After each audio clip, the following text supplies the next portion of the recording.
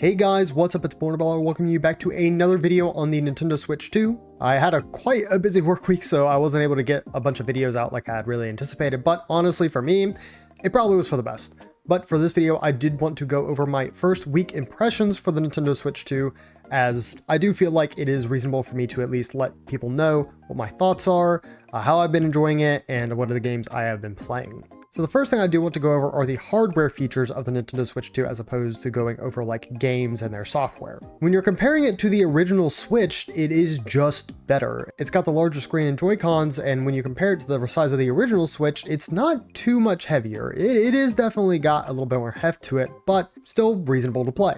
The second thing is that it is very much positioned, especially in marketing, as a better Switch 1, which to me is completely fine since for about 3 to 4 years, all I've really wanted was a Switch Pro, and being able to go over this with a couple more features added is nice.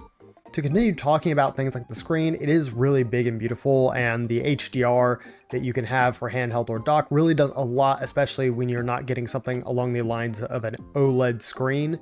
It still looks really, really good. And the magnetic Joy-Cons are honestly even better than I would have expected. Not only are they just pretty simple still to release and insert into the system, but they also don't really shift as much as the Joy-Cons would while they're on the rail of the original system. So I think that's also a huge improvement too, because again, if you're playing in handheld a lot, that is something that you definitely notice over time. One of the smaller things that I personally got a lot of use out of for the new console was the kickstand. Now I do realize that the Nintendo OLED had an improved kickstand, but for me, going from the Switch 1 directly to the Switch 2, it was this dinky kind of leg that just comes out from the original system, but for the Nintendo Switch 2, it's just almost an entire arm that just pops out of the back and you can lean it back very, very far. So especially for people who expect to be playing this a lot on a table for handheld, I think that this is a huge improvement over the original console.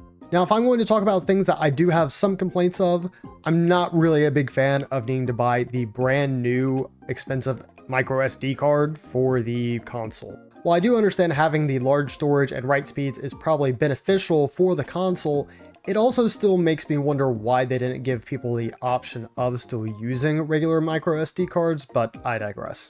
And so this next thing was not from personal experience, it's just something that I have heard going around, is specifically the battery life. A lot of people have said that within the span of 2 hours, if they're playing something like Mario Kart World, their system will already be close to dead. And thinking of this logistically, like if I was traveling with a system and I had a really long plane ride, it is a little disappointing to think that you have to invest in something like a power bank to kind of get even more out of the system. And there have already been videos made by other content creators about things you can do to improve the Switch 2's battery life, but I feel like if you're having to make videos about that for the launch of a console, that's definitely a big negative, especially for a lot of people that, once again, like to play in handheld. Moving on into the console UI and systems, I did want to go over that I think that the UI for the Nintendo Switch 2 is still good. Keeping the simple UI with very distinct icons makes it pretty easy to distinguish what is what within the system, and of course if you hover over things, they will tell you exactly what they are. And one thing that I and a lot of other people were kind of hoping for was an improvement to the eShop, and while I do want to say that it does load faster and it seems that you get a little bit more curated content for the games that you want to play,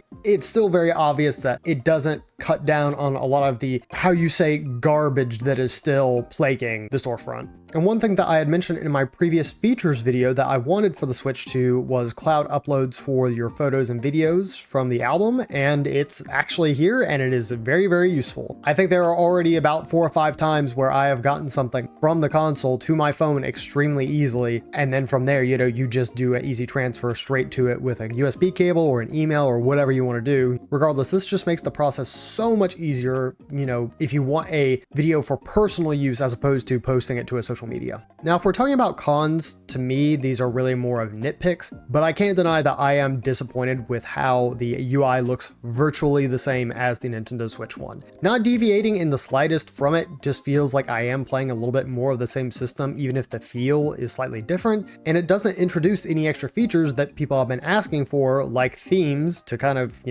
give us a little bit more personality to our system besides just having a white or dark background, and folders to easily organize our things. Yes, I do know that groups still exist, but not being able to have these on the home screen doesn't make it any easier to find things because you still have to go all the way to the end to get to all of your apps and games. And of course, like I mentioned in my features video, I was really desperate for the Miis to have at least some more of an important role in this system, and that just did not happen. They're still shoved away inside the settings menu, and all of it is, once again, like just, it has no flair or personality to it. And I want to reiterate, these are basically both nitpicks. I think if you ask anybody else about these two things, that, you know, you might hear something about the fact that there are no themes or just that the UI hasn't been changed a slight bit. I think that me's are out of most people's minds, if I had to guess.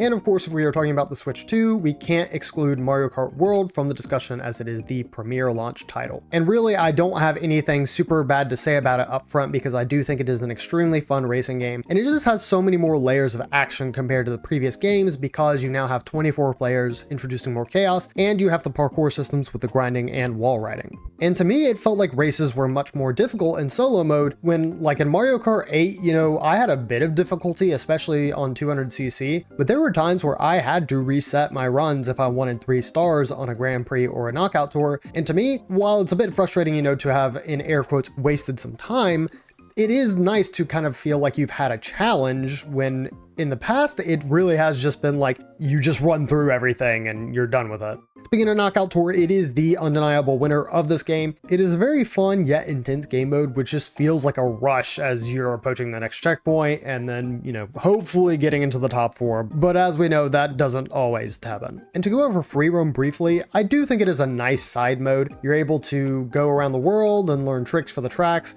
And of course, they have those secrets that are sprinkled around for you to discover. Another big feature of this game was the huge roster that they have included, which includes, you know, a lot of the Mario characters, mostly recognizable, but they also have some weirdos in here like Cataquack that I don't feel like most people had been thinking of, you know, for the last 10 years or so, but I will say that they're all a welcome inclusion. And as for the costumes, I don't think all of them are winners, but I can say with certainty that it's better to have them here than not. And I actually hope that that is one of the things that they lean on for updates, is giving some of these characters costumes, especially the playable characters who don't have costumes already. But if you were to ask me my most favorite thing about the game so far, it is undeniably the soundtrack. There are so many remixes of songs in this game that each new one just kind of gives me a little serotonin because I'll recognize it and then I'll be like, oh my god, this is from Mario Galaxy. Oh my god, this is from Mario Sunshine. Oh my god, this is from Mario Paint. They go into some pretty deep cuts for some of these songs, and they even have songs that are not a part of like the normal Mario pantheon.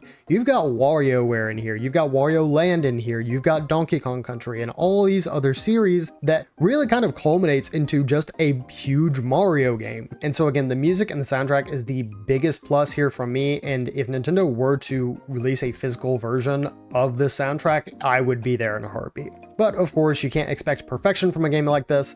One of the things that I found a little disappointing was there is not as much customization in Versus races as I would have liked there to be, particularly that you cannot make any new knockout tours and go from one location to the next, and that they're still really locked behind these cups that they have.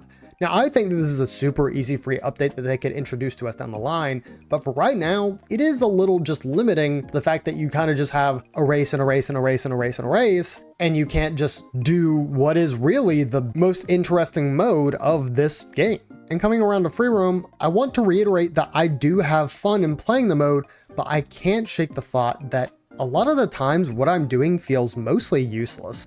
It's really effective for unlocking all the character costumes, which I have not done yet, and there is some value also for unlocking the secret mode. But when it comes to doing P-Switch challenges and finding collectibles, the only thing you really get from doing that is a sticker, and the sticker is completely cosmetic. It doesn't do anything, it doesn't raise stats as far as we know. So overall, it's just kind of underwhelming. And so Free Roam has a bunch of content, but it just is not as enticing as I think Nintendo really expected it to be. And to me, at the end of the day, it does feel like there's a lot of wasted potential, even if I still do have fun playing it. And so one of the final things I want to go over are the legacy games, basically backwards compatible games that you can play from Switch 1 to Switch 2. And just in general, I have been extremely impressed with load times and more stable frame rates, because the games that I've tested have just been really, really solid. In particular, Smash Ultimate and Pokemon Scarlet and Violet are two games that I have tested, and just it is insane seeing myself load directly into a Smash game with